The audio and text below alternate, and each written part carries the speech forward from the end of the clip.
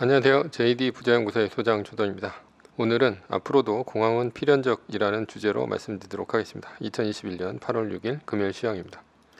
시작하기 전에 먼저 자발적 구독료 부탁드립니다. 후원해주시는 여러분 덕분에 좋은 컨텐츠가 제작될 수 있습니다. 하나은행 447-9100-64-61005 주식회사 JD 부자연구소.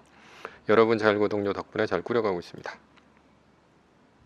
뉴욕 마켓워치 7월 비농업 일자리의 촉각, 주가 올라가고 국채 떨어지고 달러 부합이다 라는 기사가 있는데요. 어제 나스닥은 0.78%, S&P 500 지수는 0.6%, 다우존스 지수는 0.78% 올랐습니다.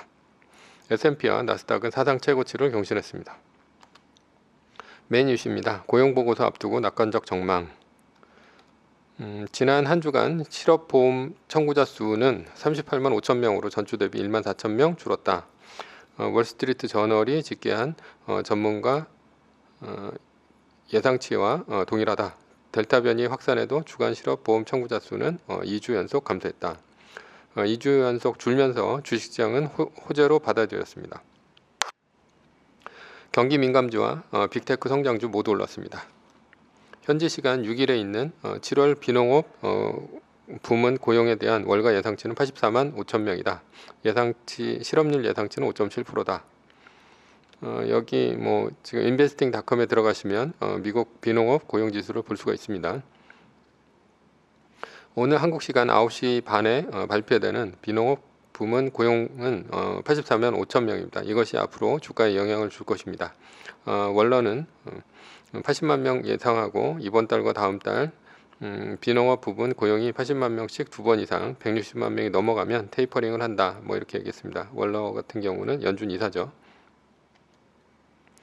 이에 대해 골드만삭스는 S&P 500 지수와 전망치를 4,300에서 4,700으로 올렸다. 상장 기업들의 예상치를 웃도는 실적과 예상보다 낮아진 금리로 인해 주가가 오름세를 보일 것이라는 이유 때문이다 라는 것이죠. 골드만삭스는 이제 예상대로 주가가 올라갈지, 이제 골드만삭스가 이제 주가가 올라간다고 예상을 한 거죠. 그렇게 올라갈지 아니면 떨어질지는 알 수가 없습니다. 다만 오늘 80만 명의 비농업 부분 고용 보고서가 나왔을 때 내일 나스닥 지수 종가를 보면 알게 됩니다. 경제에 영향을 주는 지표가 나왔을 때 주식시장의 반응을 보면 반응 첫날이죠. 반응 첫날을 보면 미래를 예측할 수가 있습니다. 첫 번째, 80만 명 이상의 고용이 나왔을 때 결과는 나스닥 상승 이렇게 됐다. 그러면 고용률이 올라가면서 테이퍼링 금리 상승보다는 경제 재개로 인한 과실이 더 크다. 이렇게 판단해서 기술주가 좋다. 이렇게 신문기사가 나오겠죠. 두 번째는 80만 명 이상의 고용이 나왔는데 결과는 나스닥 하락, 고용률이 올라가면서 인플레이션 우려로 테이퍼링과 금리 상승, 그것 때문에 금리가 올라갈 것이고 기술주 약세다. 이렇게 신문 기사가 나올 것입니다. 세 번째는 80만 명 이하로 고용이 나왔을 때 결과는 나스닥 상승이다. 고용률이 기대에 못 미치자 인플레이션 우려는 잠잠해지고 테이퍼링 금리 상승의 걱정이 덜어지면서 채권 수익률 하락은 기술주 강세를 이끌었다. 이렇게 기사가 나올 것입니다.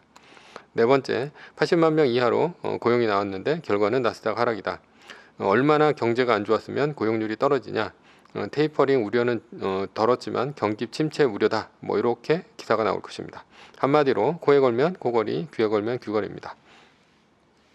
시황은 고용률이라는 현상과 주가의 결과를 보고 사후 해석이라는 뜻이죠. 결론입니다. 고용률 지표가 나오고 수치와 관계없이 내일 아침 나스닥 올라가면 좋은 것이다 라는 것입니다. 서브 이슈입니다. 앞으로도 공항은 필연적.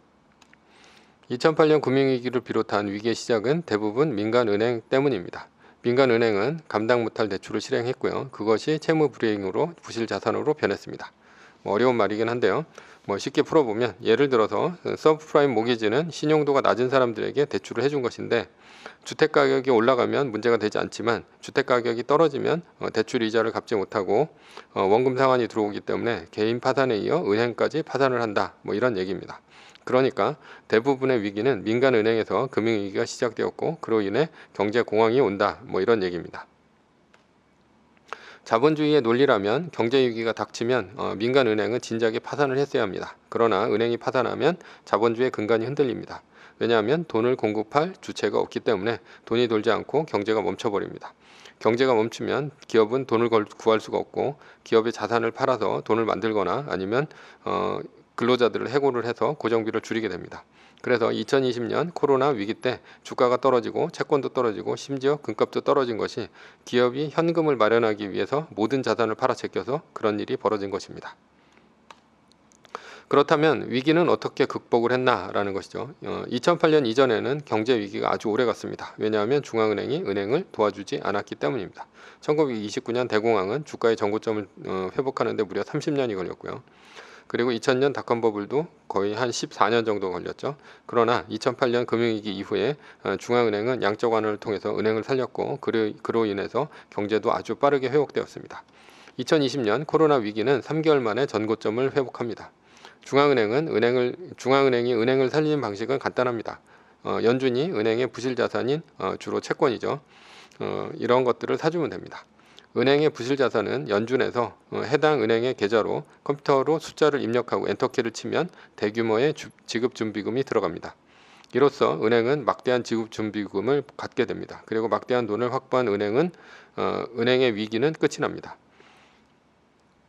지급준비금은 은행이 중앙은행으로부터 언제든지 현금을 빼내 쓸 수 있는 돈을 말합니다. 그러나 은행의 위기가 끝이 난 것이지 경제 위기가 끝이 난 것은 아닙니다. 은행은 위기 이후이니 은행이 가지고 있던 지급준비금을 토대로 아주 까다롭게 화폐를 시장에 유통합니다. 소위 신용창출이라는 것인데 은행이 10의 지급준비금을 갖고 있다면 90까지는 돈을 찍어낼 수가 있습니다. 신용창출도 돈을 만들어낸 주체는 민간은행 뿐이라는 것입니다. 중앙은행도 돈을 찍어낼 수 있지만 중앙은행은 은행과의 거래만 할 수 있습니다. 대한민국 사람 누구도 한국은행에서 돈을 빌린 사람이 없습니다. 대부분 시중은행에서 돈을 빌리죠. 중앙은행은 민간은행을 통해서만 돈을 공급할 수가 있습니다. 이렇게 공급한 돈을 지급준비금이라고 합니다. 정부도 돈을 찍어낼 수 있지만 이런 돈은 현대 경제학에서 인정되지 않습니다. 정부가 부채 없이 찍어낸 돈을 공공통화라고 하는데 이렇게 찍어낸 선진국은 없습니다.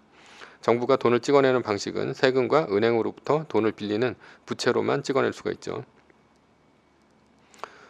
결론은 돈을 찍어내는 주체는 민간은행뿐이라는 것입니다. 민간은행이 돈을 찍어내면 어떤 문제가 생기냐? 부동산 거품, 주식 거품, 이런 실물 자산의 거품이 생깁니다. 2000년 닷컴버블, 2008년도 금융위기 등이 주식, 부동산 버블의 대표적인 것입니다. 부동산 버블이 생기려면 반드시 돈을 대는 주체가 있어야 되는데요. 그것이 바로 은행입니다. 은행은 부동산 가격이 너무 올랐다 생각하면 안 빌려준다면 거품이 생기지 않습니다. 그러나 민간은행은 이윤을 추구하는 집단입니다. 따라서 이윤만 있다면 무조건 대출을 해줍니다. 사실 무조건은 아니죠. 대출 신청을 하는 고객의 신용을 평가해서 그 중에서 대출을 갚을 만한 능력이 있는 고객에게 대출 할당을 해줍니다. 그런데 부동산 가격이 지속적으로 상승하면 부동산 가격의 적정성을 고려치 않고 가격에 비례해서 일정액을 빌려줍니다.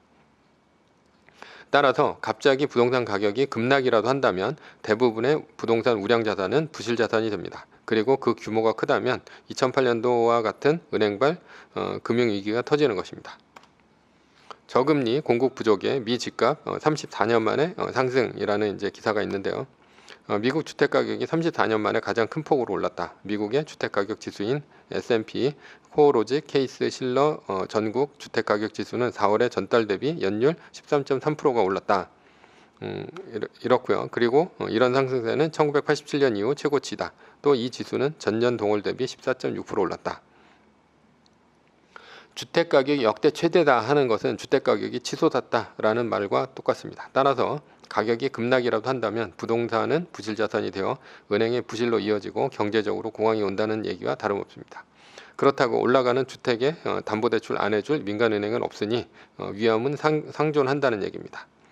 결론은 민간은행만이 돈을 찍어내는 한 경제공황은 주기적으로 온다라는 것입니다. 매뉴얼입니다. 세계 1등 주식은 전고점 대비 2.5% 떨어질 때마다 10%씩 팔면서 리밸런싱을 하다가 나스닥 마이너스 3%가 뜨면 말뚝을 박는 것이다. 자세한 내용은 JD 부자연구소 다음 카페에 조던의 칼럼을 참조하시기 바랍니다. 전제는 세계 1등 주식은 우상해야 합니다. 위의 상황은 매뉴얼 뿐입니다. 따를 사람은 따르고 참고할 사람은 참고하면 됩니다. 주식을 사고 파는 것에 대한 모든 책임과 이득은 본인에게 있습니다. 매뉴얼을 지키다가 포모가 두렵다면 매뉴얼을 지키지 말고 마이너스 3%대 판 가격이나 리밸런싱 때 판 가격보다 단 1불이라도 떨어졌다면 전량 매수하시기 바랍니다. 오늘은 앞으로도 공황은 필연적이라는 주제로 말씀드렸고요. 지금까지 JD 부자연구소의 소장 조단이었습니다. 컨텐츠가 좋았다면 구독, 좋아요, 알람 설정 부탁드립니다. 지금까지 들어주셔서 감사합니다.